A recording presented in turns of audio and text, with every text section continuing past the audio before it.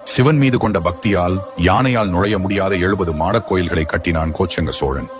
ஒருமுறை கோச்செங்க சோழனுக்கு வயிற்றில் கொடுநோய் ஏற்பட்டு வலியால் துடித்துக் கொண்டிருந்தார்.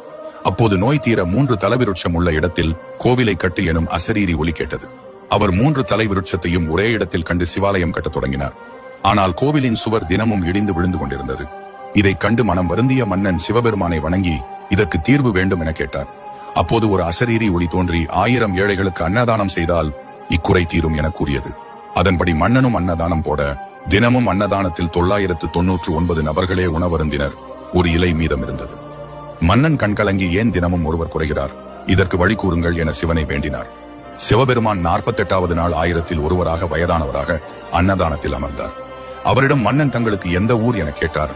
அதற்கு அவர் சிரித்தபடி யாருக்கு ஊர் என பதில் கேள்வி மன்னனிடம் எழுப்பினார். இதனால் கோபம் அடைந்த மன்னன் அவரை அடிக்க சிப்பாய்களை ஏவினார். இதைக் கண்டு அங்கிருந்து ஓடிய முதியவர் தடுமாறி அருகில் இருந்த புற்றுக்குள் விழுந்து மறைந்தார். சிப்பாய்கள் கடப்பாறையை கொண்டு புற்றை உடைத்த போது சிவபெருமான் தான்தோன்றீஸ்வரர் எனும் பேரில் சுயம்புவாக தோன்றினார். கடப்பாறைப்பட்ட அடையாளமாக லிங்கத்தின் மேல் இன்றும் பிளவு காணப்படுகிறது. இதுவே மயிலாடுதுறை மாவட்டம் ஆக்கூரில் அமைந்துள்ள தான்தோன்றீஸ்வரர் சிவாலயமாகும். இதை பற்றி உங்கள் கருத்தை கமெண்டில் கூறவும்.